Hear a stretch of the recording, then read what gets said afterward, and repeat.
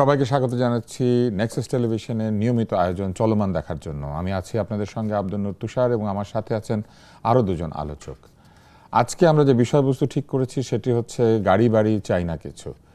আমরা নির্বাচনের আগে শুনেছি যে গাড়ি বাড়ি কোনো লোভ কিচ্ছু নেই কারো, এবং তারা সংসদ সদস্য হলে কিচ্ছু চাইবেন না, জনগণের কাছ থেকে তারা কিচ্ছু নেবেন না, বরং তারা জনগণের জন্য জীবন উৎসর্গ করবেন।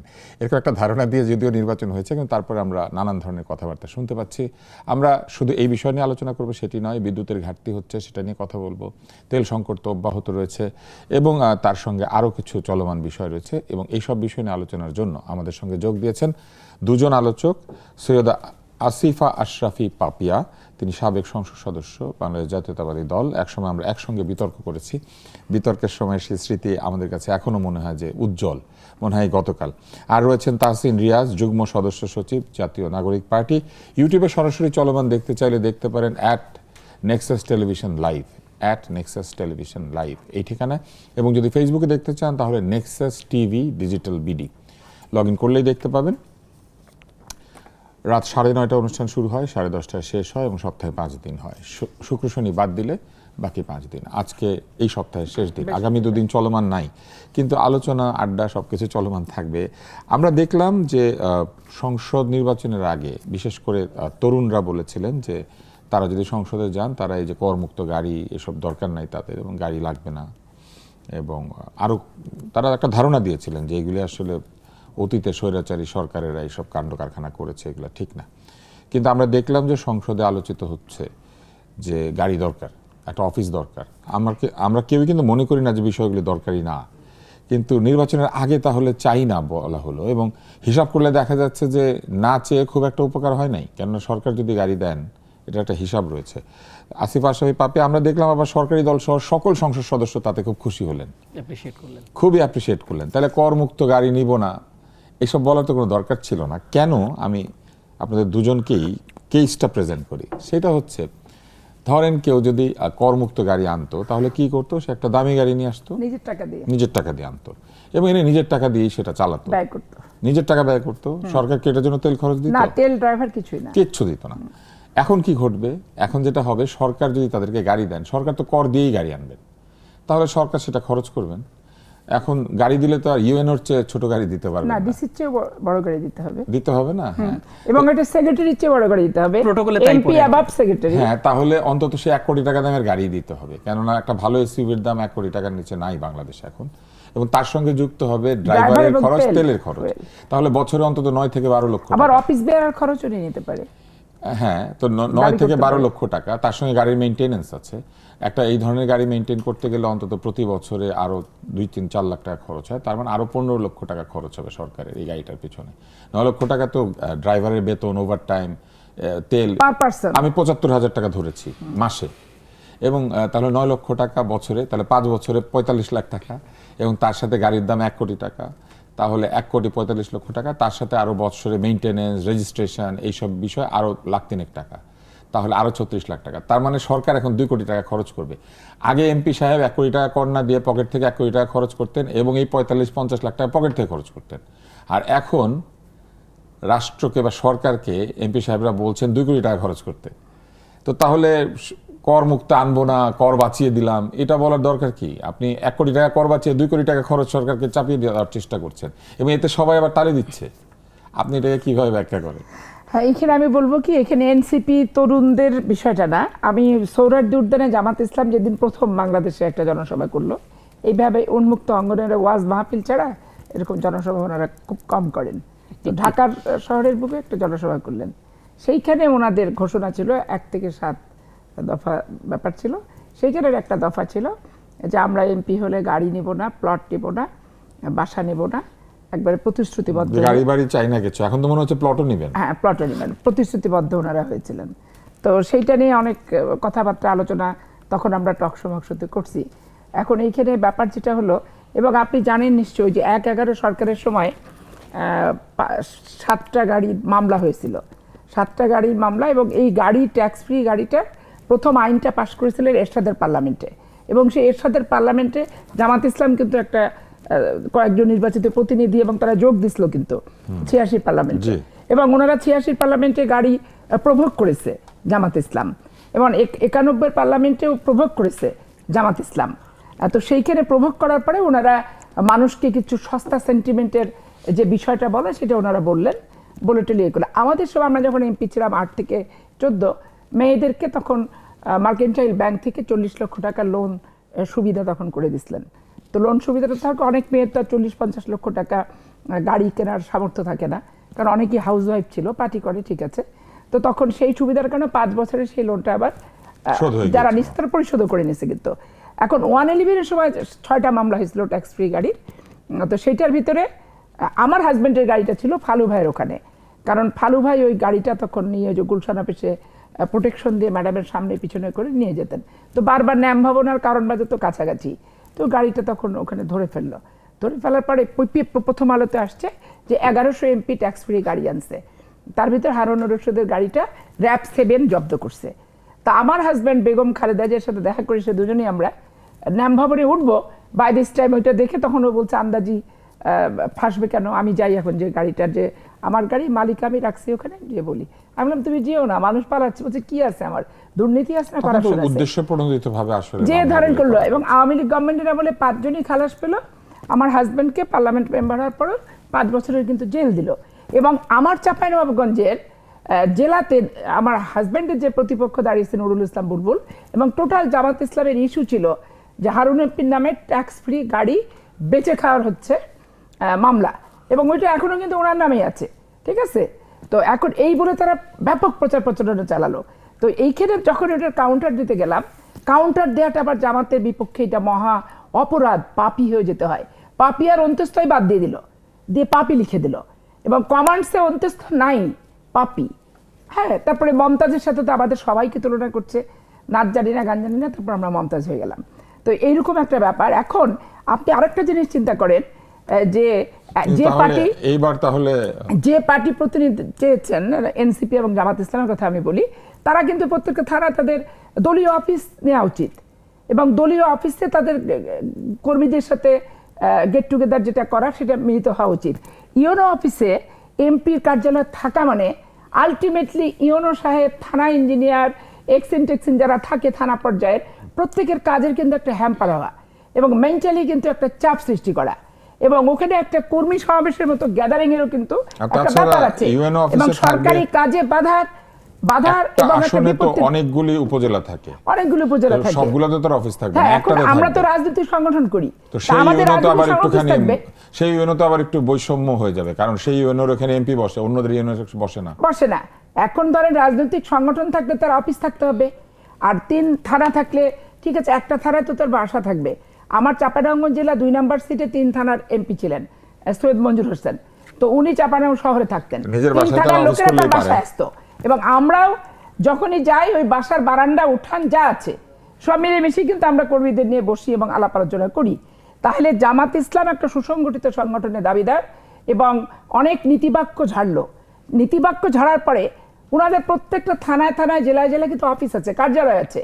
তারপরে আজকে মধ্যপ্রাচ্যে যুদ্ধের কারণে তেলের যে পরিস্থিতি, তেলকে কেন্দ্র করে আপনার প্রত্যেকটা জিনিসের উৎপাদন, সার কারখানার সার বলেন, গ্যাস কারখানার গ্যাস বলেন, তারপরে এনার্জি ফেনার্জি যা আছে, গার্মেন্ট শিল্পগুলো সবই কিন্তু একটা হুমকির মুখে পড়ে যাচ্ছে।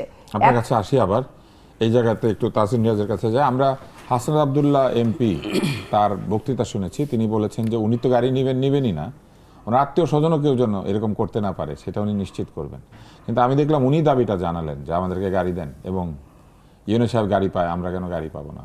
তো এটা করতে গেলে আমি কিন্তু ওনাকে একটা হিসাব দিয়েছি, একই হিসাবটা আপনাকেও দিই, সরকারের কোটি 2 টাকা খরচ হবে। যদি 1 কোটি টাকা ট্যাক্স বাঁচাতে গিয়ে 2 কোটি টাকা সরকারকে খরচ করতে হয়, তাহলে ট্যাক্স ফ্রি গাড়ি আনলেই তো হতো, উনি তো নিজের পয়সা আনতেন। Completely understandable. তুষার ভাই, আন্তরিকভাবে ধন্যবাদ জানাচ্ছি। পাপি আপা কথা বলছিলেন, উনি চমৎকার কথা বলেন, আগেও আমরা বেশ কয়েকটা শো করছি। আমি একটা জিনিস বলে রাখি, এটা পলিটিক্যাল পারপাসে বলছি না, সত্যিকার অর্থেই বাংলাদেশের মানুষ এবার পাপি আপাকে সংসদে মিস করবে, আনফরচুনেটলি।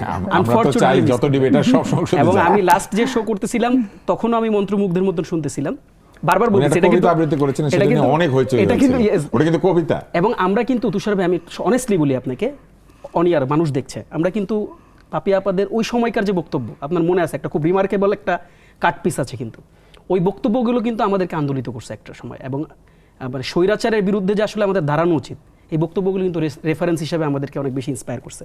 তো আমরা মিস করবো মানে রেস্ট থিংস আর রেস্ট আর কি, ওটা বাদ দিয়ে। পলিটিক্স স্টিল, সো আমরা বক্তৃতা পাবো, তো টকশোতে আসবেন, আশাবাদী, সুন্দর সুন্দর কথা বলবেন, আশাবাদী। আপনি যেই মানে আলোচনাটা এনেছেন বলবেন, আপনি যে আলোচনাটা এনেছেন এটা ডেফিনেটলি গুরুত্বপূর্ণ আলোচনা। তার থেকে অনেক গুরুত্বপূর্ণ কিছু আলোচনা আছে, আপনি ডেফিনেটলি সেগুলো এজেন্ডায় রেখেছেন, সেগুলো নিয়ে আমরা একটু ডিসকাস করব। দেখেন এখানে মানে একটা ডিফারেন্ট অ্যাসপেক্টে আমি একটু জাস্ট একটা বিষয় অ্যাড্রেস করি। ধরেন হাসনাত আবদুল্লাহ এই বক্তব্যটা দিয়েছেন, হাসনাত আবদুল্লাহ নিশ্চিত রূপে জানেন যে এই বক্তব্যটা তিনি দিয়েছেন, তিনি ওইখানে একটা মানে ছলচাতুরতা করতে পারতেন, ছলচাতুরতা করে তিনি এটা অন্য কাউকে দিয়ে করাইতে পারতেন, যে না আমি বলবো না, তোমরা তোমাদের মধ্যে থেকে একজন বলো। কিন্তু তিনি এই মানে ছলচাতুরতা না করে তিনি সততার সাথে দাঁড়িয়ে খুব স্পন্টিনিউয়াস একটা জায়গা থেকে তিনি পয়েন্টটা প্রেজেন্ট করেছেন। আমার কাছে মনে হয় যে এই যে ডাবল স্ট্যান্ড না নেওয়া বা এই ছলচাতুরতা না করা, এটাও একটা ভালো ব্যাপার। আমি তুষার ভাই আমাদের প্রশ্নে ছলচাতুরির বিষয় আমি নাই, আসবো, আমাদের প্রশ্ন হচ্ছে যে 1 কোটি টাকা বাঁচাতে 2 কোটি টাকা, আমি ওই পয়েন্টে আসবো। কাজেই আমার কাছে মনে হয় যে এটা উনি চাইলেই এটা পাশ কাটাইতে পারতেন, এটা যে উনি করেন নাই এটা একটা গুড ইন্টেনশন, আমি এটাকে অ্যাপ্রিসিয়েট করতে চাই। অন্য কেউ হইলেও হয়তো এটা বল পাস করে অন্য কাউকে দিয়ে বলাইতে পারতেন, হাসনাত এটা করেন নাই। এবার আসেন দ্বিতীয় যে প্রসঙ্গটা, আপনি যেটা গুরুত্বপূর্ণ প্রসঙ্গ এনেছেন, আমি একটা খুব ক্লিয়ার আলাপ বলি, সেটা হচ্ছে যে যদি এখানে সত্যিকার অর্থেই যদি এখানে এই ধরনের কস্টিং ডেভেলপ হওয়ার সুযোগ তৈরি হয়, যেটা 1 কোটি টাকার বদলে 2 কোটি টাকা খরচ হয়, দেখেন পার্লামেন্ট থেকে কিন্তু একটা কথা বলছে, এটা তো একটা প্রপোজিশন, হাসনাত যেটা জানিয়েছে এটা একটা প্রপোজিশনের ইমিডিয়েটলি আপনি যেটা বলেছেন সকল পার্লামেন্টেরিয়ানরাই কিন্তু এটাকে অ্যাপ্রিসিয়েট করেছে, এবং জাস্ট ইমিডিয়েট প্রপোজিশনের পরপরই কিন্তু স্বরাষ্ট্রমন্ত্রী তিনি দাঁড়িয়ে তিনি বলেছেন যে তিনি ক্ল্যারিফাই করেছেন, তিনি বলেছেন যে আমরা ট্যাক্স ফ্রি তো এটা অবশ্যই নিব না। পাপি আপা বলেছেন এটা শুধু জামাত না, এটা জামাত, এনসিপি অ্যান্ড বিএনপি পরবর্তী সময়ে জাস্ট যেদিন তারা শপথ গ্রহণ করলেন, যে শপথ গ্রহণ করার পরদিনই কিন্তু এটা তারা এই সিদ্ধান্তে উপনীত হলেন, তারাও কোনো ধরনের ট্যাক্স ফ্রি গাড়ি পোষণ করলেন, তারাও কোনো ধরনের ট্যাক্স ফ্রি গাড়ি এবং প্লট তারা নেবেন না। এখন পয়েন্টটা কোথায় এসে দাঁড়িয়েছে, হাসনাত আবদুল্লাহ একটা প্রপোজিশন দিয়েছে গভর্নমেন্টের কাছে, ট্রেজারি বেঞ্চ এটাকে যাচাই বাছাই করবেন না। এখানে কিন্তু স্বরাষ্ট্রমন্ত্রী তাই বলেছেন যে আমরা এটা যাচাই বাছাই করবো, আমরা দেখবো এটার অ্যাসপেক্টগুলো কী কী। আমি আপনাকে মানে অনিয়ারে আছি, আমরা এটা বলতে চাই, যদি এখানে ডেফিনেটলি খরচের বিষয় বেশি থাকে তাহলে ট্রেজারি বেঞ্চ এটাকে ডিনাই করতে পারে, এক। দ্বিতীয়ত এখানে খরচের যে ক্যালকুলেশনটা আপনি দিচ্ছেন, আমার কাছে যেটা মনে হয় যে এখানে আরেকটা ক্যালকুলেশন আমি জানি না এটা নিশ্চিত রূপে, আপনি আমাকে কারেক্ট করতে পারেন, সেটা হচ্ছে তেল খরচ কিন্তু তারা এমনিতেই পায়, এখনই পায়, এই গাড়ির জন্য না, আলাদাভাবেই তারা 70,000 টাকা তাদের জন্য বরাদ্দ আছে, এটা হাসনাত আবদুল্লাহ কিন্তু অ্যাড্রেস করছে পার্লামেন্টে। কাজেই তেল খরচ এটা এডিশনালি লাগতেছে না, এক। দ্বিতীয়ত আরেকটা পয়েন্ট যেটা আমাদের কাছে মনে হচ্ছে মিস হচ্ছে, দেখেন আমার কিন্তু আপনার টাকা বাড়ার সাথে আমি কিন্তু একমত পোষণ করছি, টাকা বাড়লে এটা তারা রিভিউ করতে পারে ডিসিশন, বাট এটার যে গুরুত্ব আছে, এটা যে প্রয়োজন আছে, এই প্রয়োজনটা কিন্তু ওইখানে ট্রেজারি বেঞ্চ থেকে শুরু করে বিরোধী দল সবাই এটাকে কিন্তু অ্যাড্রেস করছে, এটাকে অ্যাপ্রিসিয়েট করছে। তো তারা যদি 300 জন মানুষ যদি তারা একসাথে বসে সিদ্ধান্তটা নেয়, আমার কাছে মনে হয় যে তারা একটা বিশেষ বিবেচনা বা যাচাই বাছাই করেই তারা সিদ্ধান্তটা নেবেন। যেই আলাপটা আমরা এখানে মিস করতেছি, যে দেখেন এই যে এই অ্যাসেটটা করমুক্ত করে তিনি পার্সোনাল টাকা দিয়ে কিনতেন, ঠিক আছে, কেনার পর এই অ্যাসেটটা তার হয়ে যেত, কিন্তু এখন যে গাড়িটা কেনা হবে এই গাড়িটা কিন্তু রাষ্ট্রের থেকে যাচ্ছে, লস তার হইতো, এখন সরকারের লস হবে, এটা সরকারের ডেপ্রিসিয়েশন হবে, করের টাকা ডেপ্রিসিয়েশন হতে পারে। এখন দেখেন সেটা জনগণের টাকা ডেপ্রিসিয়েট করবেন কেন আপনারা? আমি জনগণের টাকা আপনি ডেপ্রিসিয়েট করার দরকার নাই, আমি তো বলছি সরকার যদি চায়, 300 জন মানুষ যদি চায়, তাদেরকে কিন্তু দেখেন আমরা যখন বলি তাদেরকে কিন্তু আমরা বিভিন্ন প্রসঙ্গ বলি তারা ল মেকার, আমরা কিন্তু তাদেরকে ওই ম্যান্ডেটটা দিছি না, আমরা তো ভোট প্রদান করার মাধ্যমে আমরা তাদেরকে ওই ম্যান্ডেটটা দিছি, কাজে ওই ম্যান্ডেটে তারা এটা কিন্তু খুঁটিনাটি আলোচনার বিষয়াদি, ডেফিনেটলি এখানে টাকার প্রসঙ্গ আছে, আমার কোনো ডাউট নাই, কিন্তু 300 জন মানুষ বিরোধী দল সরকারি দল মিলে যদি একটা সিদ্ধান্ত নেয়, আমার কাছে মনে হয় যে এই সিদ্ধান্তে একটা ম্যারিট থাকবে, আমি সেটাকে ডিনাই করতে চাই না। 300টা মানুষ, এবং বাংলাদেশে এই ধরনের নজির ইনফ্যাক্ট ডিফারেন্ট, যে সরকারি দল। এবার আমি আপনাকে একটা সম্পূরক প্রশ্ন করে বিরতিতে যাব। আচ্ছা, আপনি প্রশ্ন করে রাখেন, আমি জাস্ট এটাকে 30 সেকেন্ড এক্সটেন্ড করি। দেখেন আমার কাছে একটা ক্ল্যারিফাইড একটা পজিশন হচ্ছে, যেহেতু এই অ্যাসেটটা রাষ্ট্রের জন্য থেকে যাচ্ছে, কাজেই এই অ্যাসেটটা তো 5 বছর ব্যবহৃত হবে না, এই অ্যাসেটটা হয়তো আরো 15 বছর ব্যবহৃত হবে, 20 বছর। পুরান গাড়ি নেবে কেন? সেটা তো পরের এমপির দায়ভার, কিন্তু আপনি ভাঙাচোরা একটা গাড়ি তার হাতে দিবেন কেন? সে নতুন করে এমপি হলো, নতুন গাড়ি নেবে। ইন্টেনশনটা দেখেন না, ওইটা সেটা আপনি ল করেন, কোনো সমস্যা নেই, সেটা আপনি অ্যামেন্ডমেন্ট করেন, সেটাকে আপনি আলোচনা নিয়ে আসেন যে ঠিক আছে এই গাড়িটা আমি 15 বছর 20 বছর চালাবো, সেটা তো সুযোগ আছে, সেটা সুযোগ নাই তা না। কাজে আমার কাছে মনে হয়েছে যে এটা ইয়া করতে পারে। আরেকটা ব্যাপার আমি বলি, আপনি আমাকে কারেক্ট করতে পারেন, সেটা হচ্ছে আমার যেটা ধারণা, আমি যেটা জানি সেটা হচ্ছে তিনি এখন ড্রাইভারও তিনি পান, সদস্য হিসাবে, পাপিয়া আপা আরো ভালো বলতে পারবেন, ড্রাইভার তিনি পান কি পাই না। পান না। আচ্ছা, যদি ড্রাইভার যদি তিনি ড্রাইভাররা না পায় না, পেয়ে থাকেন, তেল খরচ পেতেন? তেল খরচ পায়, আমরা বছরে পেতাম 70,000 টাকা তেল খরচ বছরে? পায়, হ্যাঁ বছরে। এক বছরে 70,000? সেটা হয় তেল দেয় মাসে না? বিমানের টিকিট। মাসে না? না, 70,000 এখন টাকা পায়। আমি 8 থেকে 14 পার্লামেন্ট পরে এটা হয়তো বৃদ্ধি করে এটা পায়, এই জন্য বলেছি মাসে তুষার ভাই, 70,000 টাকা? আমি মাসে কিনা জানি না, এটা যদি পাপিয়া আপা কারেক্ট করে তো বছর হইতে পারে, বাট যেটা উনি বলেছেন এটা এক্সটেন্ড হতে হয়েছে। কিন্তু দেখেন তেল খরচ যদি পায় তাহলে 2 কোটি টাকা আলোচনাটা ঠেকবে না, এটা আরো কমবে। না, তখনও 2 কোটি থাকবে।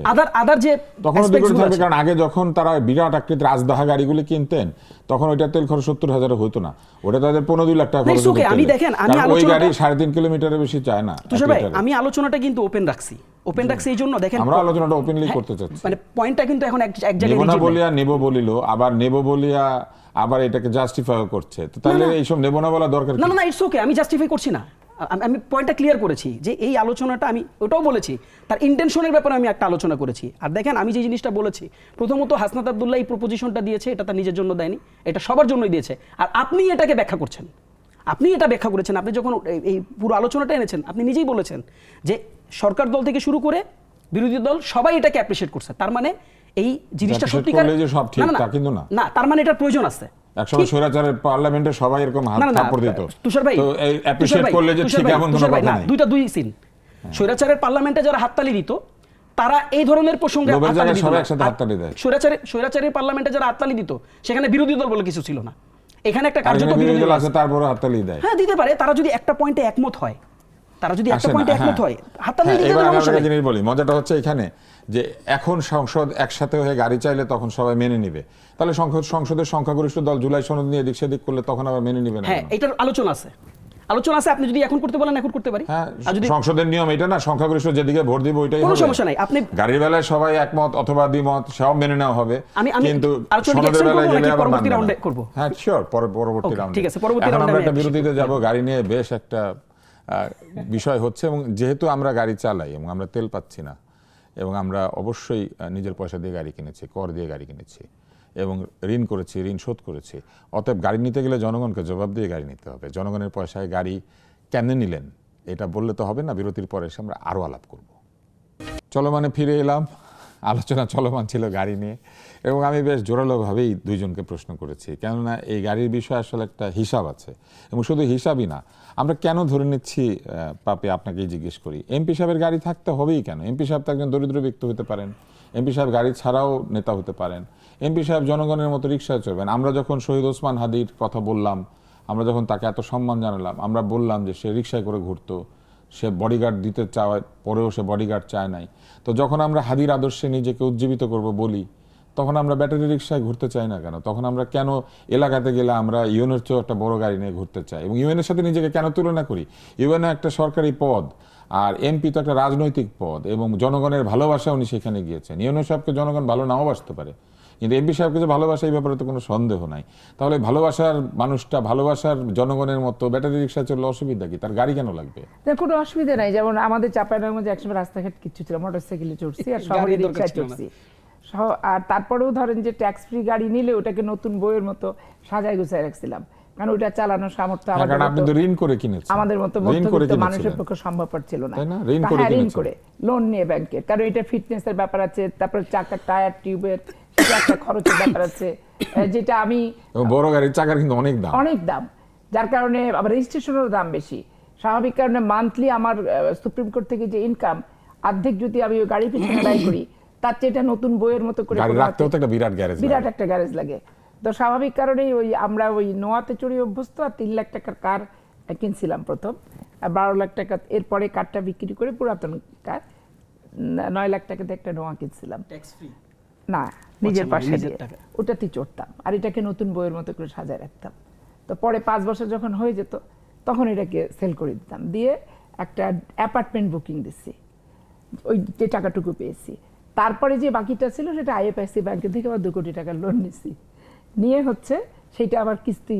দেখেন আপনার হিসাব খুবই পরিষ্কার। 5 বছর হিসেবে আমি ওই 4 বছর রিক্সায় চড়ছি, সিএনজিতে চড়ছি, চড়ে আমি হাইকোর্টে গেছি, এবং রিক্সা সিএনজি পেতাম না অনেক সময়। তাহলে আজকে কি অসুবিধা? আজকে তো ঢাকা শহরে ব্যাটারি রিক্সা 40 সিএনজি কিলোমিটার গতিবেগ। পেতাম না, অনেক সময় দাঁড়ায় থাকতে হতো, 40 কিলোমিটার বৃষ্টির দিনে পেতাম না, বা রিক্সা করে মাজার গেট পর্যন্ত আসতাম, আবার মাজার গেট থেকে তখন হচ্ছে সিএনজি একটু বেশি টাকায় চেয়ে ফেলতো, তখন হচ্ছে আমি আসাদ গেটে আসতাম। এটা আমার নিজের ব্যক্তি জীবনের কথা আমি বলছি। আজকে কেন এমপি সাহেবরা এরকম? এমপি সাহেবরা কথার সাথে কাজের মিল রাখতে হবে, কারণ জনগণের স্বার্থ সুবিধার জন্য সর্বোচ্চ স্যাক্রিফাইস, সর্বোচ্চ ছাড়, সর্বোচ্চ ঐক্যবদ্ধ জায়গাটা প্রশস্ত থাকা দরকার। আর কমিটমেন্ট যখন সোহরাওয়ার্দী উদ্যানে করেছি 1 থেকে 7 দফার ভিতরে 1 দফা, তাহলে এইটা যদি আমি না মানি, আমি কমিটমেন্ট করব, আমি যদি না মানি, যে দল কমিটমেন্ট করছে সে যদি না মানে, তাহলে এইটা তো জনগণের কাছে ওই আগের কথাই আসবে যে স্বার্থ সংশ্লিষ্ট ব্যাপারে সুশীল সমাজরা যেটা টকশো করতো যে সব দলই এক মত সম্মত পোষণ করে, সেখানে ওই একই কথাটা চলে আসতেছে। বিষয়টা হচ্ছে এখানে তাসনিম রিয়াজ, আপনাকে দিয়ে এই তর্কটা এখানে শেষ করব। জি। বিষয়টা হচ্ছে এইরকম যে প্রথমত এমপি সাহেবের তো নিজের বাড়ি থাকার কথা ওই এলাকাতে, ফলে নিজের বাড়িতে উনি চাইলে একটা ঘরে অফিস করতে পারেন, সরকারি অফিসার দরকার। তারপরেও তিনি যদি মনে পার্টি করেন অফিসে যে থাকতে পারে, পার্টি অফিস থাকার কথা, তাহলে পার্টি আর অফিস। আমি একটু কারেকশন করি তুষার ভাই, আপনার পারমিশন নিয়ে, যে 70,000 টাকা মান্থলি না বছর আমার কিন্তু মনে নাই, কারণ 8 সাল থেকে 14 সালের এমপি, এটা 26 ওই সাল। সময় তেলের দাম কম Exact ছিল। পরিসংখ্যান আজকে যেটা তেলের দাম শুনলাম যে কম ছিল। 70,000 টাকা মান্থলি শুনলাম, আমি যদি ভুল না না, ওই যাই সময় হোক, তেলের হতে দাম কম পারে। ছিল, 35 টাকা 40 টাকা তেলের লিটার ছিল। রাইট। তো এই জন্য তারপরে কম CNG হতে করে পারে। চলতাম। হ্যাঁ, কম হতে পারে, গ্যাস দিয়ে। কম হতে পারে, জানি না, আমরা জানার দরকার নাই। 70,000 আমরা মাসেই ধরে নিয়েছি, তাতে তো একটা খরচই তো সরকারকে তো দিতে হবে। যে জায়গাটায় ছিলাম, যে ওনার নিজের বাড়ি থাকতে পারে, সেখানে অফিস হতে পারে, ওনার পার্টি অফিস থাকতে পারে, সেটাকে তারা একটা অংশ এমপির জন্য ব্যবহার করতে পারেন। সেক্ষেত্রে প্রত্যেক উপজেলা এমপি যখন যাবেন ওইটি তার অফিস হতে পারে। তারপর উনি যদি সরকারি অফিস চান, সেটা তো একটা সরকারি প্রশাসনিক দপ্তরের মধ্যে হওয়া উচিত না, কারণ এমপিরা তো প্রশাসনিক দপ্তরের মধ্যে যাবেন শুধুমাত্র যদি মন্ত্রী হন, নির্বাহী মন্ত্রণালয়ে, পাওয়ার। আদারওয়াইজ তো তার প্রশাসনিক দপ্তরের মধ্যে অফিস করার কথা না। এটা হচ্ছে প্রশ্ন, এবং তার সঙ্গে গাড়ির প্রশ্ন তো চলেই এসেছে। এখন যে জায়গাটাতে আমরা ছিলাম, যখন তারা করমুক্ত গাড়ি আনতে পারতেন, তখন অনেকে তাদের ব্যক্তিগত পয়সায় 2-2.5 কোটি টাকা দামের গাড়ি এনেছেন, বিশাল বাসের মতো বড়, ঘুমিয়ে থাকা যায়, গদি সেরকম। হ্যাঁ, আপনি উঠছেন নাকি? হ্যাঁ হ্যাঁ, 2-1 জন এমপির গাড়িতে আমি উঠেছি তখন, এবং আমার এলাকার এমপি আমাকে রাস্তায় হাঁটতে দেখলে গাড়িতে নিয়ে নিত, বলতো আর কই যান আপনি, আসেন, তো নিত আমাকে। তো আমিও তার গাড়িতে উঠে বেশ একটা থাকি তো, সম্মান পেলে ভালো লাগে। তো কিন্তু এখন যখন গাড়ি কিনে দেবে সরকার, তো সবাইকে একই গাড়ি কিনে দেবে, তাই না, সমান হবে, কোনো অসুবিধা নাই। কিন্তু এই গাড়িটা তো সরকার কর পরিশোধ করবে, করবিহীন নয়। তাহলে আপনি দেখেন, জনগণকে কর দেওয়াচ্ছেন, সেই করটা আগে দিলে আপনি দিতেন। কর যখন মুক্তি নিয়েছিল এমপি, তখন নিজের পয়সার কর মুক্তি নিয়েছিল, কিন্তু এখন সে জনগণের পয়সায় কর পরিশোধ করিয়ে, জনগণের পয়সায় গাড়ি কিনে, জনগণের পয়সায় তেল কিনে, ড্রাইভার নিয়ে, জনগণের পয়সায় 5 বছর গাড়ি চালিয়ে 2-2.5 কোটি টাকা খরচ করিয়ে, তারপরে আবার ভাঙ্গা গাড়িটা আপনি একটু আগে বললেন যে পরের এমপিকে দিবে। কেন দিবে? পরের এমপি আসলে আবার নতুন গাড়ি আবার অকশনে বিক্রি করবে 10 লাখ 12 লাখ টাকা। এটা আবার মজার ব্যাপার আছে। আপনি যদি জিআরডি মিনিস্ট্রির সামনে যান, তাহলে দেখবেন যে শত শত এরকম এসইউভি পড়ে আছে, এগুলো অকশন হয় না, কিছুই হয় না, এগুলো পড়ে আছে, চলে না। এবং সরকারের সমস্ত অফিসে, প্রত্যেকটা অফিসে এরকম এসইউভি পড়ে আছে, যেগুলো মেরামত হয় না, এটা হয় না, সেটা হয় না, পড়ে থাকে। এবং এক পর্যায়ে যখন অকশন হয়, এগুলো ছাল চামড়া বাকল কিছুই থাকে না। তাহলে এরকম একটা পরিস্থিতিতে ডেপ্রিসিয়েশন হয়, এরকম একটা সম্পদ সরকারকে দিয়ে কিনিয়ে তারপরে সেটা নিজেরা ব্যবহার করে তারা রেখে যাবেন, কারণ তারা তো বলেছেন এটা অলাভজনক পথ, কিন্তু এই কাজটা তো একটা লাভজনক কাজ।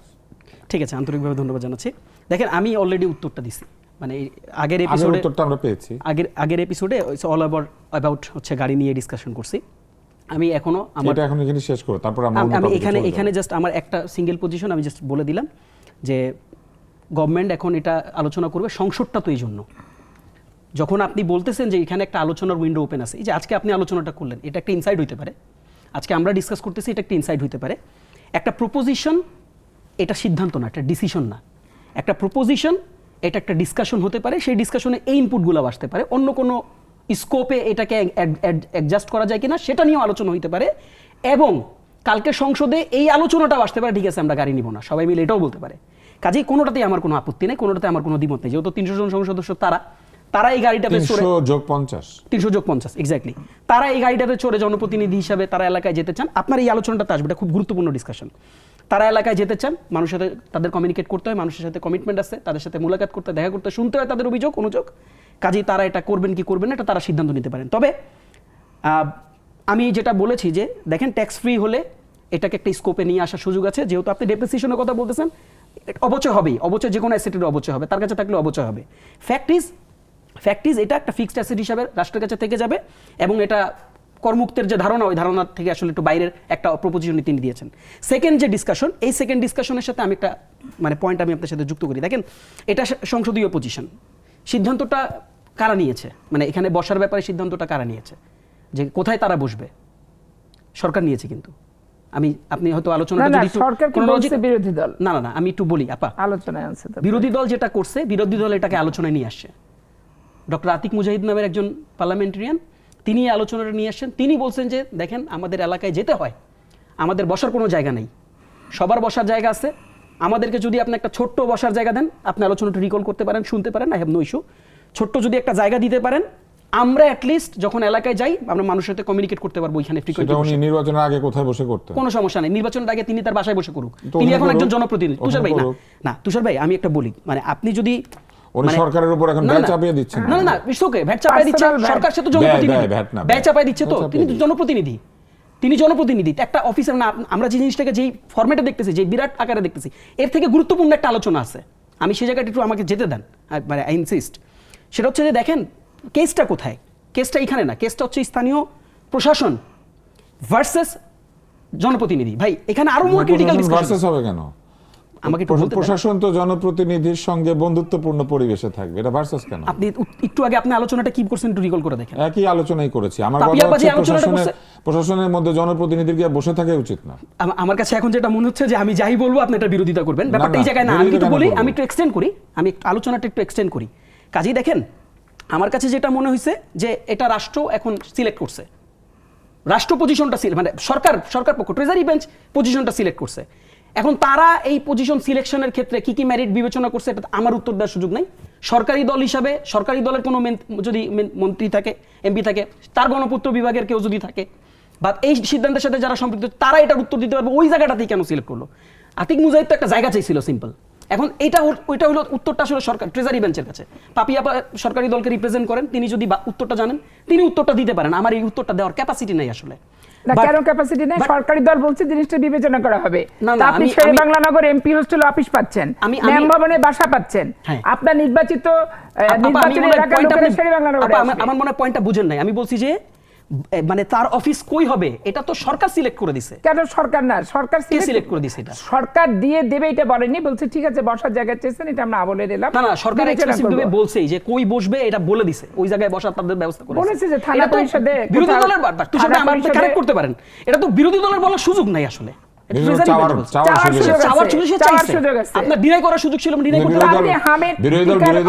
আগে বলেছিল আমরা চাই না কিছু, মানে এই প্রসঙ্গে তো আলোচনাই আসে নাই, করে নাই তো, এই জন্য অনেক কিছু চাইতে শুরু করেছে। আচ্ছা ভাই, অনেক কিছু চাইতে শুরু করেন, কিন্তু তার তো এটা করার কথা না।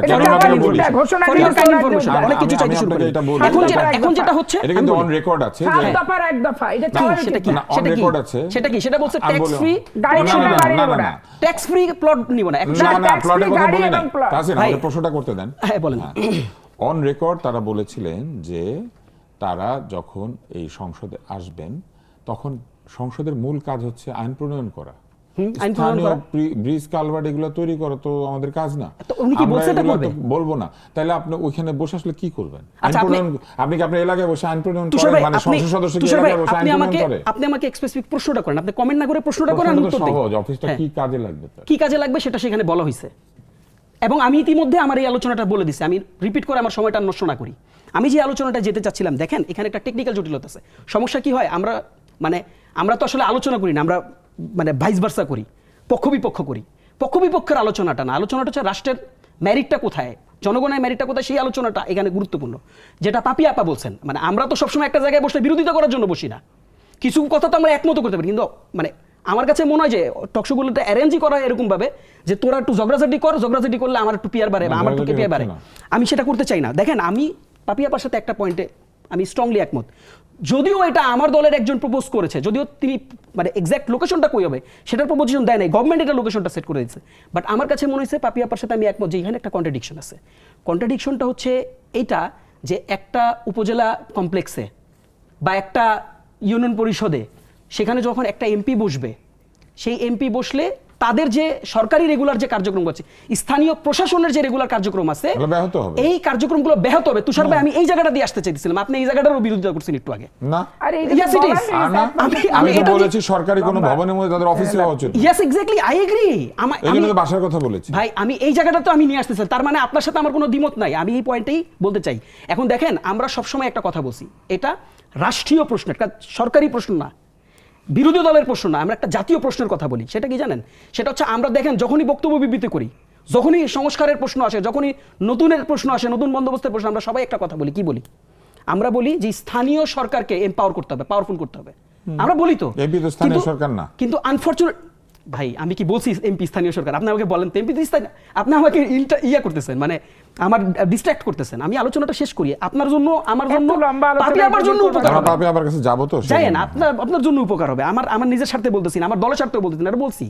কাজেই দেখেন, যখন আপনি স্থানীয় সরকারকে এম্পাওয়ারের কথা বলেন, স্থানীয় সরকারকে এম্পাওয়ার করার কথা বলে আপনার স্থানীয় সরকারের মাথার উপর 3 তলায় বলছে, কিন্তু 3 তলায় আপনি এমপি সাহেবরে বসায় দেন, এটা তার রেগুলার কার্যক্রমকে ব্যাহত করে। কাজেই একটা অফিস হইতে পারে, একটা কুড়ে ঘর হইতে পারে, একটা ছোট টিনের অফিস হইতে পারে, সে তো বলে নাই যে আমার এসি অফিস দিতে হবে, হইতে পারে, কিন্তু এই যে স্থানীয় সরকার প্রশাসন ব্যবস্থার ভিতরে ওই বিল্ডিং এর ভিতরে অফিস ঢুকায় দেওয়াটা আমার কাছে মনে হয় যে ব্যক্তিগতভাবে আমার কাছে মনে হয় যে এই বিষয়টা দ্বিমত করার মতন একটা বিষয়। এটা সরকার করলেও দ্বিমত করার মতো। আমরা যাই। জনাব পাপিয়া, আপনি একটু আমাদেরকে বলেন যে আসলে এমপি সাহেবদের এই যে লোকাল অফিসটা, মানে তাদের যে নির্বাচনী এলাকা, সেই অফিসটা কি কতখানি জরুরি এবং অফিসটা কি সরকারের খরচে হওয়া উচিত কিনা? ভাই, আমি আমার সরকারের সারা উপরে এই জীবনে ব্যয় নির্বাহ কি করবে আমার কিনা? সারা জীবনের রাজনীতির যে অভিজ্ঞতা, এবং আমি 5 বছর পর পর যে সরকার তাহলে তো আসে, দুইটা অফিস হচ্ছে, কিন্তু একটা সরকার আসে, এলাকাতে এবং হ্যাঁ, একটা এইখানে। হ্যাঁ, সরকার শহরে। যেখানে আসে, এইটা আমি আমার সারা জীবনে আমার এইরকম কোনো অভিজ্ঞতা এবং এরকম কোনো দৃষ্টান্তই নাই। দিল তো সরকার। এমপিদের লোকালি বসার একটা অফিস তাদেরকে দিতে হবে, এটা একটা অবান্তর এবং অহেতুক একটা বিষয়। এবং সরকারকে আরো একটা রোষানলে ফেলা, এই ব্যাপক ব্যয়, তারপর ওখানে আপনি পিয়ন রাখবেন, পরিষ্কার করার জন্য ঝাড়ুদার রাখতে হবে, ওই গাড়ি 2 দিন পর পর বলবে নষ্ট হয়েছে, বিদ্যুতের বিল ওই হবে। ড্রাইভার আবার আরেকটা ঝামেলা পাকাবে, চায়ের বিলের ব্যাপার আছে, এগুলা খামাখা। এই বাংলাদেশের মতো তৃতীয় বিশ্বের পর্যুদস্ত অর্থনীতি, ব্যাংক নির্ভর বাজেট, এখানে এগুলোর কোনো প্রয়োজনই নাই। এখানে গণপ্রজাতন্ত্রী বাংলাদেশ সরকারের তারেক রহমান সাহেব যেটা করছেন, লাউ দিয়ে ডিম ভাজি দিয়ে ভাত খাওয়ায় সম্পাদকদেরকে যে আমন্ত্রণ দিয়ে আবার ওনাদেরকে আপ্যায়ন করে বিদায় দিচ্ছেন, এরকম কিস্রতা সাধন করে বাংলাদেশের বিনিয়োগ কিসে বাড়বে, ব্যয় কিসে কমবে, এবং আপনার সার্বিক যে অর্থনৈতিক সমস্যাগুলো ঐক্যমতের ভিত্তিতে, শুধু এমপি সরকারি বিরোধী না, বাংলাদেশের অনেক নামকরা অর্থনীতিবিদ আছেন যাদের সাথে আলোচনা করে ক্রাইসিস ফেস করাটাই হচ্ছে জাতির ঐকান্তিক কামনা, বাসনা, প্রত্যাশা, সেটাই পূরণ করা উচিত বলে আমার ব্যক্তিগত অভিমত। তা আমরা এই পর্যায়ে এসে একটা ছোট্ট বিরতি নিচ্ছি। বিরতির পর ফিরে আসবো এবং এসে আমরা আলাপ করবো লোডশেডিং বিষয়ে, গাড়ি এবং বাড়ি প্লট ইত্যাদি নিয়ে। আমার ধারণা যে ভবিষ্যতে আরও আলোচনা হবে। আমরা আলোচনাটা সূচনা করেছি কেবলমাত্র। বিরতির পর ফিরে আসছি, চলমানের সাথে থাকুন। বিরতির পর ফিরে এলাম চলমানে। আসিফা আশরাফি পাপি, আপনাকে একটা প্রশ্ন করি। সরকার কিন্তু সব জায়গাতেই বলছেন এবং রাজনৈতিক দল হিসেবে জাতীয়তাবাদী দলও বলছে যে সবাইকে ধৈর্য ধরতে হবে, কোনো ধরনের বিশৃঙ্খলা চাওয়া হচ্ছে না, এবং স্বরাষ্ট্রমন্ত্রীও বলেছেন বিশৃঙ্খলা মানা হবে না। কিন্তু রাজশাহীতে মোটর শ্রমিক ইউনিয়ন কার্যালয়ের দখল নিতে সেই এলাকার রাজশাহী জেলা মোটর শ্রমিক ইউনিয়নের ভারপ্রাপ্ত সাধারণ সম্পাদক রফিকুল ইসলাম সাহেবের নেতৃত্বে একটা বেশ মহড়া এবং ভাঙচুরের একটা ঘটনা ঘটেছে, ককটেল বিস্ফোরণ হয়েছে, এবং এই ভদ্রলোক মহানগর শ্রমিক দলের আহ্বায়ক, এবং সেইখানে এই মানে ধাওয়া পাল্টা ধাওয়াতে মোটর শ্রমিক ইউনিয়নের সাধারণ সদস্য ছাড়াও জাতীয়তাবাদী দল, যুব দল এবং শ্রমিক দলের নেতাকর্মীদেরও দেখা গিয়েছে, এবং তারা আওয়ামী লীগের বিরুদ্ধে কিছু স্লোগানও দিয়েছেন। কিন্তু সরকারে থাকা অবস্থায় দখল নিতে এই কাজ করতে হবে কেন? তারা তো আইনি পদ্ধতির মাধ্যমে নিতে পারেন অথবা নির্বাচনের মাধ্যমে নিতে পারেন। নিশ্চয়ই মোটর শ্রমিক ইউনিয়নের কার্যালয়টি যারা নেতৃত্ব দেন তাদের কাছেই থাকে। এখানে ব্যাপার হচ্ছে কি, আপনি যদি আমার ব্যক্তিগত মতামত চান, তাহলে আমি রাষ্ট্রের নাগরিক হিসেবে আমি স্পষ্ট করে যেটা বলি যে শ্রমিক ইউনিয়নের অফিস দখল নেওয়ার কোনো ব্যাপার নাই, আর বেদখল করারও কিছু নাই। তার কারণ এটা নির্বাচনের মাধ্যমে ক্ষমতা হস্তান্তর হবে এবং একটি সুষ্ঠু প্রক্রিয়ার ভিত্তিতে, এটাই হচ্ছে একটি বিধি ব্যবস্থা। তো এটা যদি 15 বছর না থেকে থাকে, তাহলে এই বিধি ব্যবস্থাটা চালু করতে হবে। চালু করে একটা গঠনমূলক প্রক্রিয়ার এবং সিস্টেমেটিক প্রক্রিয়ার ভিত্তিতে হস্তান্তর করাটাই হচ্ছে সবচেয়ে উল্লেখযোগ্য এবং বেটার। আর উনি যদি সত্যিকার অর্থে শ্রমিক দলের আহ্বায়ক হয়ে থাকেন, তাহলে আমাদের গণপ্রজাতন্ত্রী বাংলাদেশ সরকারের মাননীয় প্রধানমন্ত্রীর বক্তব্য বিবৃতি উনি ফলো করতে বাধ্য। কারণ উনি বলেছেন কোনো হটকারিতা করা যাবে না, দখল চলবে না, যেখানে সেখানে সাইনবোর্ড তোলা যাবে না, এবং চান্দা ধান্দা কোনোটাই করা যাবে না। তাহলে দল করলে তাহলে সিস্টেম শৃঙ্খলা মেনে আনুগত্য রেখে যেটা চায় দলের ভাবমূর্তি নষ্ট হবে না এরকমই কাজ তৃণমূল থেকে শুরু করে আমাদের সবাইকে করতে হবে, এটা আমার সাফ কথা।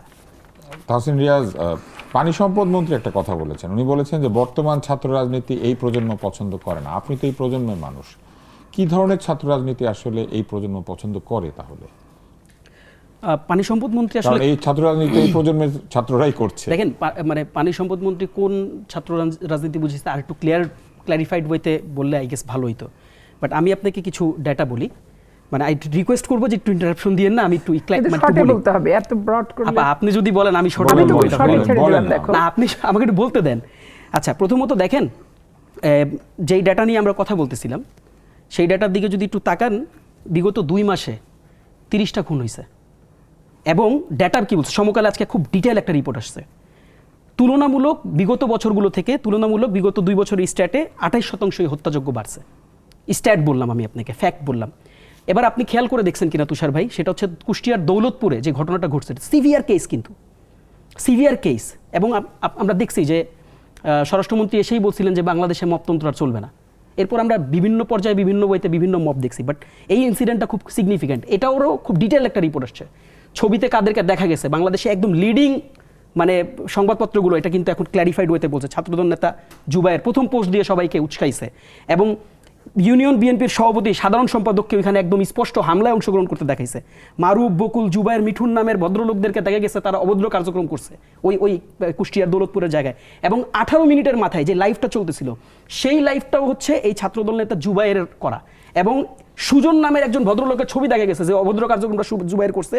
সে মূলত হচ্ছে মানে সেখানকার কোন একটা বস্তু দিয়ে সেই পীর যাকে হত্যা করেছে তার মাথায় আঘাত করছে। এটা একদম ডেটা স্টেট এবং সংবাদপত্রগুলোতে এটা এসছে।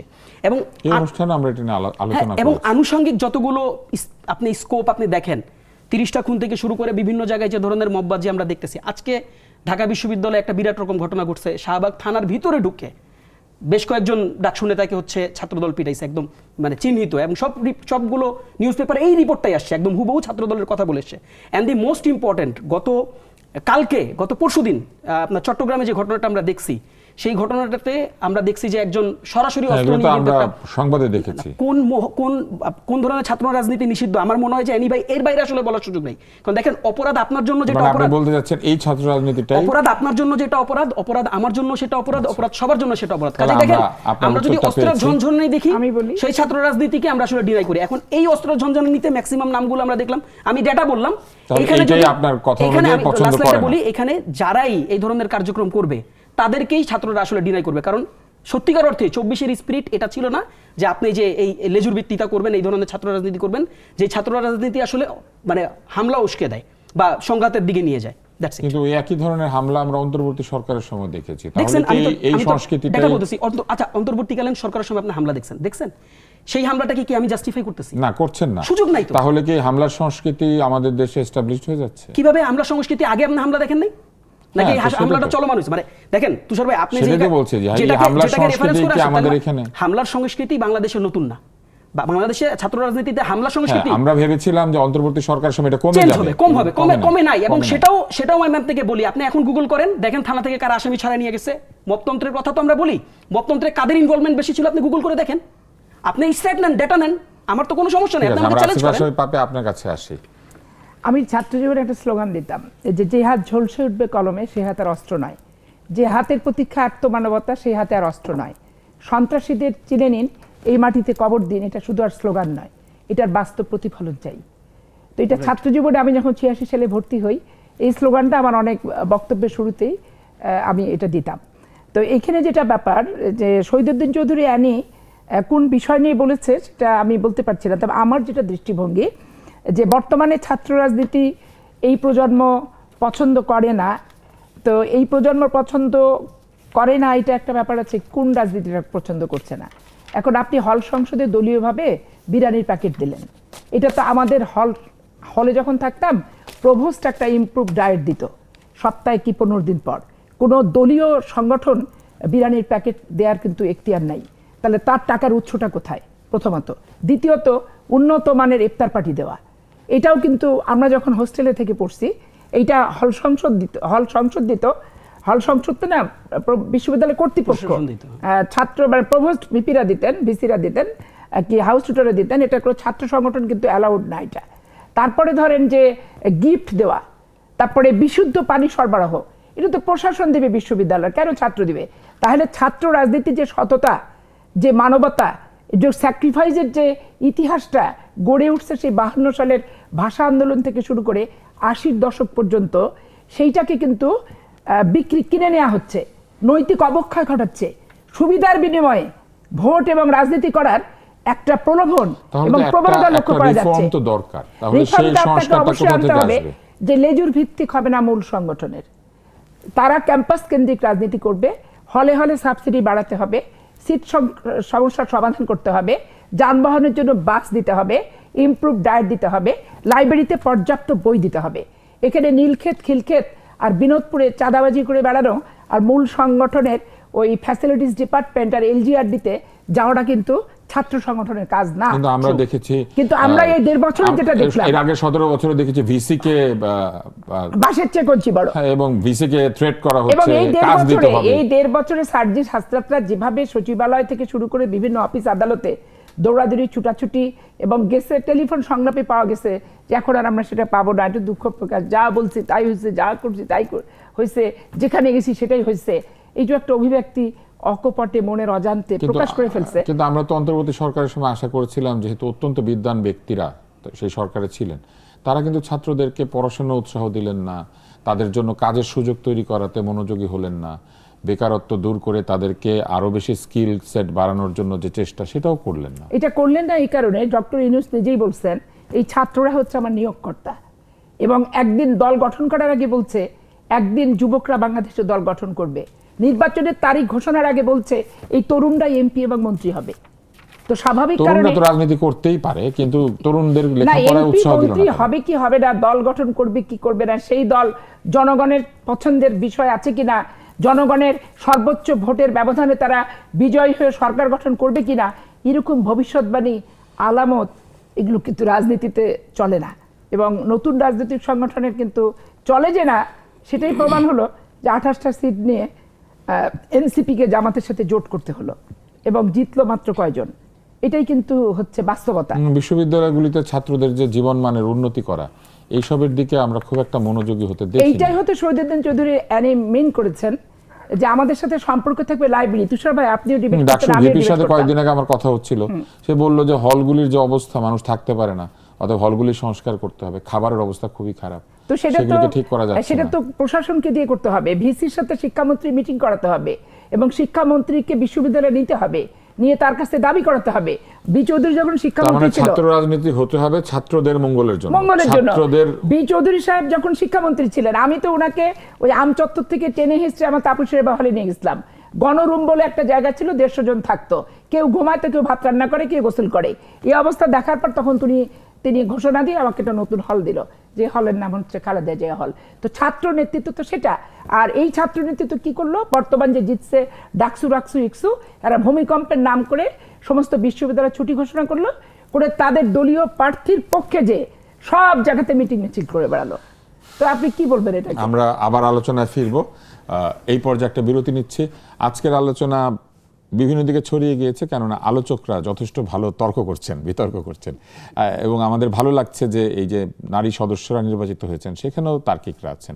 ভালো তার্কিক সংসদে গেলে চমৎকার তর্ক হবে, কথাবার্তা হবে, এবং সংসদ আনন্দময় হবে না, শুধু সংসদ থেকে মানুষ কিছু শিখবে। চলুন তাহলে বিরতির পর ফিরে আসি। বিরতির পর ফিরে এলাম চলমানে আমাদের দুজন আলোচককে নিয়ে। এটা চলমানের আজকের অনুষ্ঠানের শেষাংশ, এবং এইখানে আমরা আসি তাহসিন রিয়াজ আপনার কাছে। আমরা দেখতে পেয়েছি যে লোডশেডিং ঢাকা শহরেও হবে, এটা ছোট্ট করে উত্তর চাই। যে একটা আলোচনা কিন্তু হয়েছে যে শহরগুলির সঙ্গে গ্রামের বৈষম্য তৈরি হচ্ছে, গ্রামে বেশি লোডশেড করা হয় বা লোড রিডিস্ট্রিবিউশন করা হয়, যেটা শহরে করা হয় না। তাই সরকার আজকে বলেছেন যে অন্তত 110 মেগাওয়াট তারা ঢাকা শহরে লোডশেড করবেন বা লোড ডিস্ট্রিবিউশন করবেন। আপনার কি মনে হয় যে এটা কতটুকু আমাদের জনজীবনকে প্রভাবিত করবে? জনজীবনকে ডেফিনেটলি প্রভাবিত করবে তুষার ভাই, এবং আনফর্চুনেটলি এই সরকার কেমন যেন একটা মানে হাইড অ্যান্ড সিক একটা গেমের মধ্যে ছিল। তেলের এই বিরাট সংকটকে তারা কোনোভাবে অ্যাড্রেস করতে চাচ্ছিল না। এখন বিদ্যুতের যে সংকট, আজকে আপনি নিশ্চয়ই খেয়াল করেছেন, একেবারে অথরিটাইজ একটা জায়গা থেকে বলা হয়েছে যে বিদ্যুতের উৎপাদন মানে অর্ধেকে নেমে এসেছে। কাজেই লোডশেডিং এখন হবে, লোডশেডিং না, আপনাকে কিন্তু, মেনে নিতে হবে। ওনারা কিন্তু বলেছেন যে 2000 মেগাওয়াটের মতো কম উৎপাদন হচ্ছে, অর্ধেক হয় নাই। কারা 16,000 চাহিদার বিপরীতে আমাদের প্রতিমন্ত্রী বলেছেন যে 16,000 মেগাওয়াট চাহিদার বিপরীতে 2000 মেগাওয়াট কম হয়েছে, 14,000 মেগাওয়াটের মতো হয়েছে। তবে এটা আগামী 7 দিনের মধ্যে কমে যাবে, কেননা কয়েকটি কেন্দ্র আছে যারা এখন বন্ধ আছে, কয়লা ভিত্তিক বিদ্যুৎ কেন্দ্র বন্ধ আছে, ওগুলা ঠিক হয়ে গেলে এটা আবার চলে আসবে। আমি আপনাকে এই স্টেজে থাকতে থাকতে আমি আপনাকে রেফারেন্স দিব। আপনি যদি চান, স্টার নিউজ একেবারে ব্রেকিং করেছে এটাকে, এবং উনি বলেছেন যে 14,126.35 মেগাওয়াট উৎপাদিত হয়েছে, যেখানে চাহিদা ছিল প্রায় 16,000 মেগাওয়াট, এবং 2086 মেগাওয়াট তারা। হ্যাঁ, আমি আপনাকে এটার ডাটাটা দিব। অর্ধেক কমেছে, কোন প্রতিষ্ঠান বলেছে আমি এটা বলে দিব আপনাকে, এই তর্কে থাকতে থাকতে বলে দিব। আর লোডশেডিং হবে, উপায় নেই, আপনাকে চেক অ্যান্ড ব্যালেন্স করতে হবে। নো ওয়েজ আপনি এখন ঢাকায় লোডশেডিং দিতে হবে। বৈষম্যের কথা তো সত্যি, আপনি ঢাকার বাইরে গেলেই সেখানে 7-8 ঘন্টা করে বিদ্যুৎ থাকছে না। আমি আজকে ছোট বোনের সাথে কথা বলছিলাম, সে বললো যে ভাইয়া আমি মানে যে চার্জার সেটাতে চার্জ দেওয়ার আমি সময় পাচ্ছি না, এমনভাবে লোডশেডিং হচ্ছে। এটা বাস্তবতা অ্যাড্রেস করে মেনে নিয়ে যদি আপনি জনগণের কাছে হ্যান্ডস আপ করেন, জনগণের কাছে সাহায্য চান, জনগণ আপনাকে স্পন্টেনিয়াসলি হেল্প করবে। কিন্তু হাইড অ্যান্ড সিক করলেই জনগণ এটাকে পজিটিভলি নিবে না। আর তুষার ভাই, আমি একটা ছোট্ট এক্সটেনশন বলি। বিগত যে আলোচনা যে জায়গাটাতে আমরা শেষ করেছিলাম, মানে কেন যেন আমার কাছে মনে হয়েছে যে জনগুরুত্বপূর্ণ বিষয়গুলোতে আসলে আমাদের আলোচনা করা দরকার।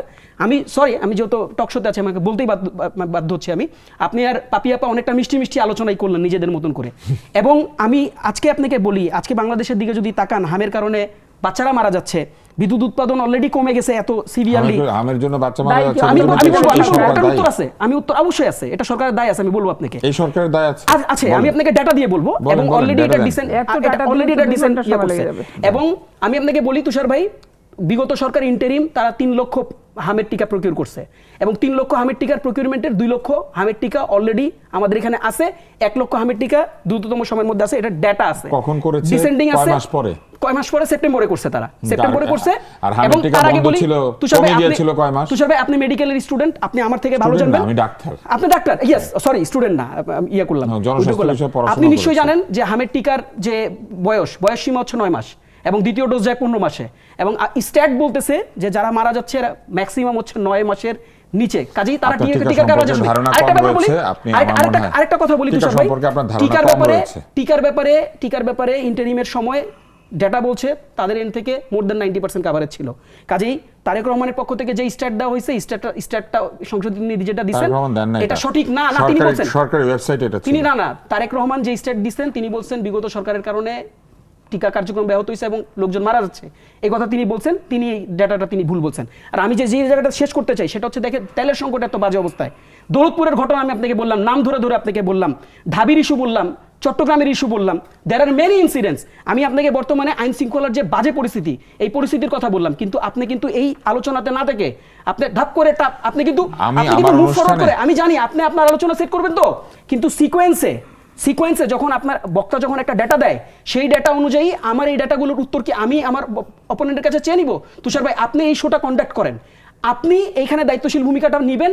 আমি যে প্রশ্নগুলো রেখে গিয়েছি, দৌলতপুরের ঘটনায় কেন সরকারের সংশ্লিষ্টতা ছিল, দৌলতপুরের এই ঘটনা নিয়ে আসেন, তার আপনি যে আমাকে উপস্থাপনা শেখাচ্ছেন, তো আসেন, এই উত্তরটা আমি আপনাকে উত্তরটা দিয়ে দিই, কারণ উত্তরটা এখন দিতে হবে আমাকে। আপনি পার্লামেন্টে বলেন না কেন? আপনি আমাকে অ্যাকিউজ করেছেন, তো পার্লামেন্টে তোমার দল আছে, বলেন না কেন? আপনি আসার আগে এই অনুষ্ঠানে গত এই 1 সপ্তাহ ধরে অনুষ্ঠানটা হয়তো প্রত্যেকদিন এই ইস্যুটাতে আমি আরো 2-3 দিন আলোচনা করেছি। ওকে, আপনার আলোচনার প্রসঙ্গ না তো তুষার ভাই, আলোচনা যেহেতু এখানে হয়ে গিয়েছে, তাই একই আলোচনা আমরা রোজ করব না। অবশ্যই করবেন। আমি যখন আপনি ঠিক করতে পারবেন না, আমি ঠিক করে দিচ্ছি না, তার মানে আপনি এই আলোচনাটাকে স্কিপ করতেছেন। না, আমি স্কিপ করি নাই। আমি তো এই দায় আনতেই পারি, তাসিন রিয়াজ, বক্তা হিসেবে আমি আনতে পারি তুষার ভাই, কোনো সমস্যা না। বক্তা হিসেবে আপনি আনতে পারেন, কিন্তু আপনি আমাকে এইভাবে অ্যাকিউজ করতে পারেন না যে আলোচনাটা হয় নাই। যে আলোচনা আমি এর আগে এই অনুষ্ঠানে হয়েছে, আপনি প্রত্যেকদিন কি আলোচনা হবে আপনি ঠিক করে দিবেন। আপনার এই টক শোতে ইন্টারিমকে নিয়ে প্রত্যেকদিন আলোচনা হয়েছে, আপনি এই আলোচনাটা আজকে তাইলে কেন করতেছেন? আপনার যুক্তি দিয়ে আমি দাঁড়াই, আপনি তো যুক্তিতে দিচ্ছেন। আলোচনা করা যাবে, অবশ্যই করা হয়েছে, আলোচনা করা যাবে, এই কথা বলিনি, আপনি আমাকে ফ্রেম করতেছেন। ইন্টারিম নিয়ে আলোচনা করা যাবে না, এই কথা কখনোই সমস্যা বলা কোথায় বুঝতে পারেন এই তো? আবারও আপনি সমস্যা বলার মাধ্যমে ফ্রেম করতেন তুষার ভাই। আমি ক্লিয়ারলি বলছি অন্তর্বর্তীকালীন সরকার ইন্টারিমের আলোচনা যদি আপনি বারবার ঘুরে ঘুরে আনেন, আচ্ছা, মাধ্যমে হ্যাঁ, আমি ইন্টারিমের আপনার কথা আলোচনা শুনতে বারবার পেয়েছি, ঘুরে এবার আনলে আপনি আলোচনাটা বলেন। কেন আসবে না? হ্যাঁ, এখানে শেষ হয়েছে, এবার আপনি বলুন। এই জামাতে ইসলামকে এতগুলো সিট এবং এনসিপির সাথে জোট করিয়েছে, এদেরকে এই সিটগুলো দিয়েছে। আজকে বাদ দিয়ে কালকে নির্বাচন হোক, নিরপেক্ষ যে কোনো ব্যক্তিকে দিয়ে দেখেন এই সিট আর এই ভোট এরা যদি পায় আমি কান কেটে ফেলে দেবো। কোনো সমস্যা নেই, আমি পাইলাম না। স্বাভাবিক কারণে অন্তর্বর্তীকালীন সরকারকে ওন করা, তাদেরকে প্রোটেকশন দেওয়া, নৈতিক দায়িত্ব, কৃতজ্ঞতা এবং এই সিটগুলো যে দিছে তার ফলশ্রুতিতে যতদিন এই পার্লামেন্ট থাকবে এই ততদিন তুষার ভাই, আমি একটা জামাত প্রশ্ন ইসলাম করতে এবং পারি? এনসিপি কে একটা প্রশ্ন ওন করতে করতেই পারি? হবে অন্তর্বর্তীকালীন আচ্ছা, সরকারকে। একটা প্রশ্ন করি, ওন আপনার করা অনুমতি ছাড়া নিয়ে কোনো করি। পথ নাই। ধরেন তুষার আর ভাই, চর্বিতে চর্বণ করতে চাই না। প্রশ্ন নিচ্ছেন না, আমি হামের এটা বিষয় তো নতুন না, এইটা স্বাস্থ্য যে উপদেষ্টা তাকে নিয়ে আপনার একটা টিভিতে না, বাংলাদেশের সব টিভিতে আলোচনা হয়েছে।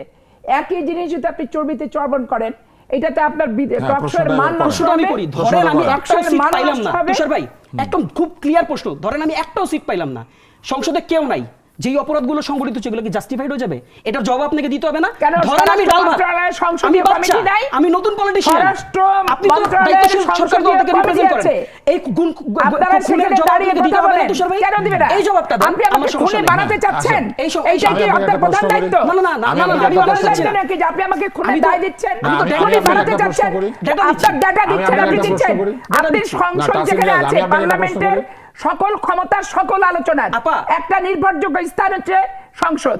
সেখানে সংসদীয় কমিটি আছে, তাহলে সংসদীয় পেপার কমিটির পত্রিকার ডাটা সভাপতি আমরা বলতে আছে, পারবো না? অবশ্যই দেবেন। তাহলে সেটাই তো পেপার দিলাম। পত্রিকার এই ডাটা নিয়ে আপনার বিরোধী দলীয় যে উপনেতা আছে হ্যাঁ। তাকে আগামীকালকে আচ্ছা। পার্লামেন্টে উপস্থাপন তাসিম করতে রাজ, বলেন। আমি তার মানে আপনাকে একটা টকশোতে কি প্রশ্ন আলোচনা করবো? না, আমরা আমি তো আপনাকে আলোচনা একটা করবো। ওনার না, তুষার ভাই, আপনি এটাকে একটু সলভ করেন। হ্যাঁ, solve করে দিচ্ছি। আমি আমাকে আপনাকে বলেন, একটা আমি- প্রশ্ন করি, আপনি solve করবেন। না, না, আমাকে একটু বলেন। আচ্ছা, ঠিক আছে, তুষার ঠিক ভাই, আছে। আমাকে একটু বলেন। আমি না, না, আপনাকে তুষার একটা ভাই, আমার প্রশ্ন করি, প্রশ্নটা আপনি একটু সলভ করবেন। বলেন। হ্যাঁ, প্রশ্নটা হচ্ছে সকল খুনের বিচার হইতে হবে। হইতে হবে। তাহলে যে একটা ছেলেকে যে ওই যে বিশ্ববিদ্যালয়ে ভাতটাত খাওয়ায় পিটায় মারা হলো, মারা বিচার হওয়া হয়েছে? উচিত? অবশ্যই হওয়া আচ্ছা, উচিত। তারপরে দীপুকে যে হত্যা করা হলো পুড়িয়ে, বিচার হওয়া অবশ্যই হওয়া উচিত। হ্যাঁ, তাহলে অন্তর্বর্তী সরকারের তার এটারও হ্যাঁ। জবাব দেওয়া উচিত। অবশ্যই দেওয়া উচিত। এই জন্য আমরা অন্তর্বর্তী সরকারকে নিয়ে আলাপ করি। আচ্ছা, তাহলে এই সরকারকে নিয়ে আলোচনাটা কেন করলেন না? হচ্ছে তো। কোথায় হচ্ছে? আপনি তো হচ্ছে। করেন নাই।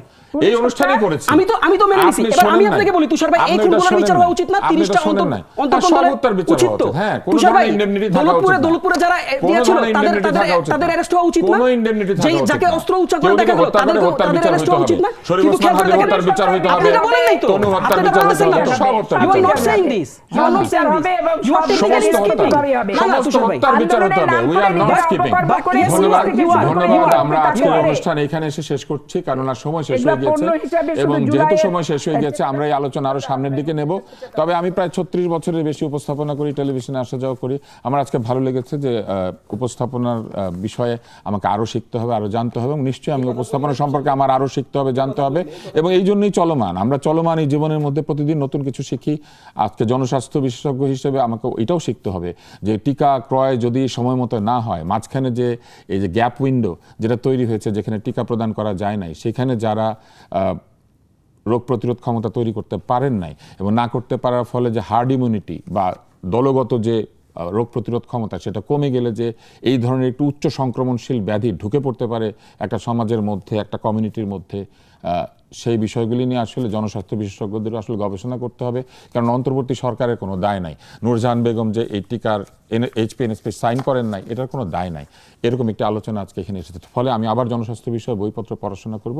নিশ্চয়ই ভবিষ্যতে চলমানে আমরা এইগুলি নিয়ে আলাপ করব এবং এই আলাপ অব্যাহত থাকবে এবং আশা করি এইসবের উত্তর আপনাদের সামনে আমরা তুলে ধরতে পারবো। আজকে সময় নাই বলে হলো না, চলমান দেখতে থাকবেন। কারণ চলমান হচ্ছে সেই অনুষ্ঠান যেখানে যে কেউ এসে কথা বলতে পারে, তবে যে কোনো অনুষ্ঠানের নিয়ম হচ্ছে অনুষ্ঠানের এজেন্ডা উপস্থাপক এবং আলোচকরা মিলে ঠিক করেন না। উপস্থাপক ঠিক করেন, তিনি প্রশ্ন করেন, কে কোনটা স্কিপ করছে এটা দর্শক বিচার করবে, আলোচকরা এখানে বিচার করবেন না। এটাই হচ্ছে নিয়ম। দর্শক আপনারাই আসলে দেখবেন এই অনুষ্ঠানটা, আপনারা দেখেন, আপনাদের জন্য অনুষ্ঠান। ধন্যবাদ।